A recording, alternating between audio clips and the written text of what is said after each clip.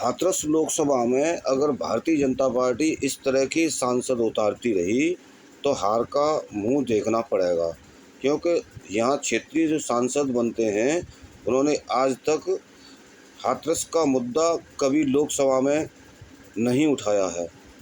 क्योंकि जब से देखा है कि यहाँ ज़्यादातर देखा है तो अब देखिए 15 साल दिलेर रहे, 15 साल के बाद में राजेश दिवाकर, उसने भी जातवाद का वो रखा मैटर पूरा, ठाकुरों पर बैकफुट पर खड़ा किया कि ठाकुर स्वयं शांत मेरे पैरों तक नाक रगड़ते हैं, अच्छे अच्छे ठाकुर मेरे पास में आते हैं।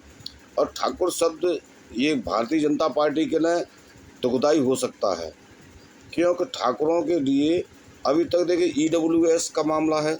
EWS में आज तक कितने बच्चे लगे? एक भी बच्चा नहीं लगा है EWS में।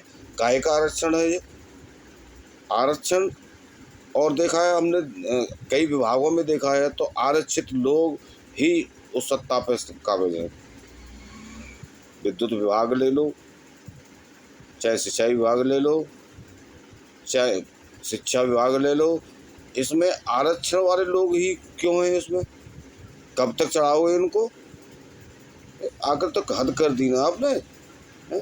सांसद ने आज तक सलेमपुर परियोजना का मुद्दा नहीं उठाया और ठाकुरों पे हरिजन एक्ट लगवाया और जो बेकसूर थे उनको भी जेल काटनी पड़ी कुलगड़ी कांड में। फिर कोर्ट ने छुड़वाया। क्या आप ये नहीं जानते हैं? क्या मजिस्ट्रेट चेकिंग नहीं होनी चाहिए थी? क्या जज द्वारा जांच नहीं करानी चाहिए थी? अब उनके 2-3 साल वो जेल में रहे हैं, उनको कौन वापस करेगा?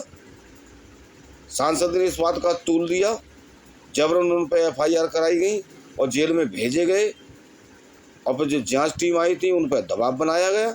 ये सांसद की ये नकारापन है। अगर सांसद राजवीर दिलेर को दोबारा से टिकट दे दिया इस लोकसभा में तो हम लोग सभी मिलकर के इसको हराएंगे। बिल्कुल कतई भारतीय जनता पार्टी को सपोर्ट नहीं करेंगे, बिल्कुल एक वोट भी नहीं देंगे। अगर इस तरह के सांसद किसी हिसाब से राजेश दिवाकर को दोबारा रिपीट करते हैं तो घोर अपराध होगा और फिर सड़क पर उतरेगा ठाकुर समाज। हम इन दोनों को कतई बर्दाश्त नहीं करेंगे।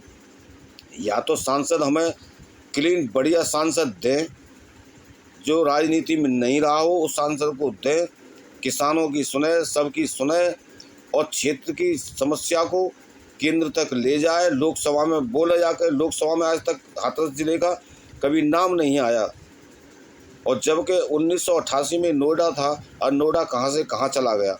नोएडा की घोषणा हुई थी और 1988 में ही सलेमपुर परियोजना की यहाँ घोषणा हुई थी, लेकिन किसी सांसद ने लेकर के 88 से लेकर के आज तक कभी लोकसभा में ये मुद्दा नहीं उठाया है। इस कारण यहाँ का क्षेत्र पिछड़ा हुआ है, बच्चे बेरोजगार हैं।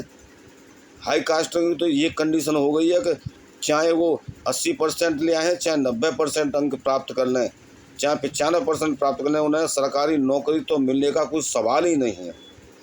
इन्हें तो केवल वोट चाहिए, वोट की राजनीति करनी है, बाकी कोई मतलब नहीं है इन्हें खाली। और भारतीय जनता पार्टी से ज़्यादा जुड़ना ही खतरे से खाली है नहीं है। और जुड़े हैं लोग, लेकिन नीति समझ में आई थी, सही है, ठीक है, चलेगी। लेकिन अब इसमें इतने भ्रष्ट लोग घुस चुके हैं कि जो भ्रष्टाचार अन्य पार्टियों में करते थे आज भारतीय जनता पार्टी के अंदर कर रहे हैं। तो क्या फ़ायदा है इससे? पार्टी बदलने से तो चेहरा नहीं बदल गया, चेहरा तो वही हो गया।